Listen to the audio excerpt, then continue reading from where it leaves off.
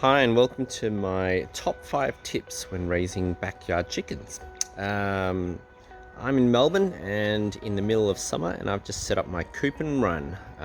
It's been probably 2 weeks and I've learned many things, so I wanted to share with you. Tip number 1, set up your coop and run in the shade.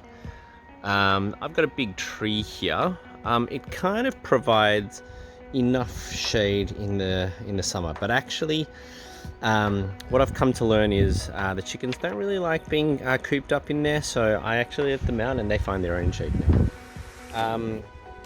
I have Isa Brown crossbreeds and they're fairly hardy, but even then they seem to struggle in the heat. They don't really like me spraying them with water, so they run away, so they definitely like shade, and I've put a shade cloth on top, and that's really helped both with the rain and the sun. They're over there right now roaming, and I've put a little gate there. Tip number 2, ideally build your own coop. Look, see, this is my first time and I bought the largest coop and run I could find online. Even then, the coop is barely big enough for my chickens. That's all leftover veggies and stuff. But yeah, the nesting boxes I find are okay for the chickens. Yeah, they don't mind them. However, I found that the perches inside were a bit too thin. And I had to do some modifications, so I'll show you what my modifications were. But even then, like they seem to go everywhere. Look, I kind of made the perch a little bigger. Only one of the chickens really likes sitting on the perch. The other ones kind of sit on this ledge there.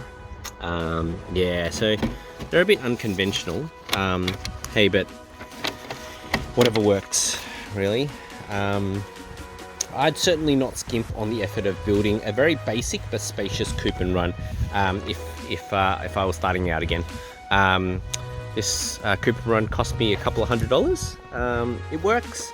Look, I haven't had any issues with foxes or snakes and things like that, so it's perfectly fine. But they definitely need a lot more space, I think, certainly to keep them happy. Tip number 3. Use sand underneath your roosting perches. So I use, you can see,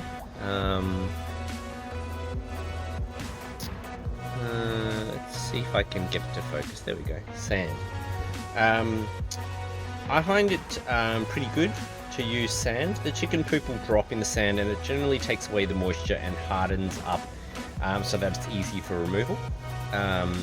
And yeah, it works well for me. Tip number 4, buy at least 3 chickens. Look, our hens love being together, foraging together, feeding and sleeping together. They're herd animals, and you want to keep them happy and give them some friends, really. We get about 2 to 3 eggs a day from our hens, and that's almost enough to feed our hungry growing family.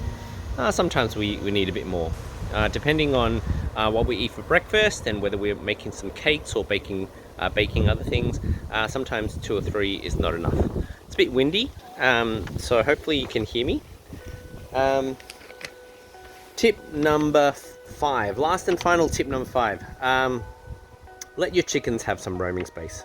Look, to be honest, I could coop them in there, and they would be fine. Sometimes I do. When it's raining really hard and I don't want to be outside letting them out, I actually might move my coop to the fenced off area.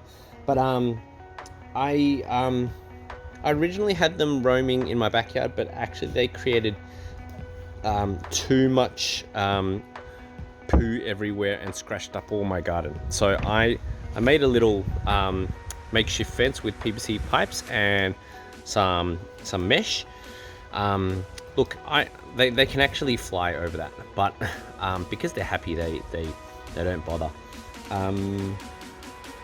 It does, like, I think they do get bored in the coop and run. So once they've had a taste of free roaming, they will actually become quite noisy if you don't let them out. So I let them out, it'll reduce the concentration of the chicken manure. It'll reduce kind of flies being all like hanging out in the chicken coop, and plus they love feeding on grass and all these other things. So really, like, to give them a balanced diet as well as letting them have some free time walking around and things like that, I think it's just healthier. So be sure that you're prepared to have a spot for them. Otherwise, maybe you'll just end up having unhappy chickens, and you'll probably, so what's the point of having unhappy chickens and then like locking them up? It's no different from just buying eggs from the store, really. And those are my top 5 tips. Yeah, it's been 2 weeks. It's been really good 2 weeks.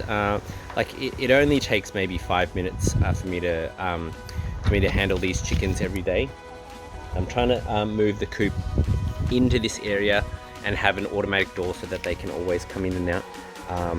And yeah, let's see how that goes in the next couple of weeks. I really want them to have that space dedicated to them, and so that I don't need to worry about them every day. And that way also I can feed them all these like greens and stuff, and they'll always have a place to go back and lay their eggs. Sometimes in the morning they won't lay their eggs, and I'm just like, oh man, I want to let them out, but also they haven't laid their eggs in their nesting boxes yet. But actually they've actually found a makeshift nesting box.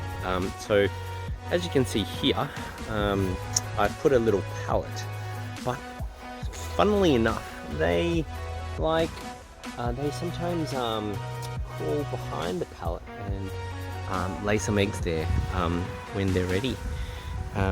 So anyway, this is Elsa.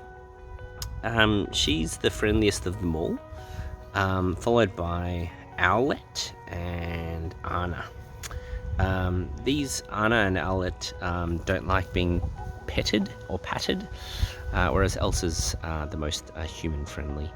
They're all really good looking chickens, I must say. I don't think they have anything, they're not deformed or have any issues. So see you all in the next video.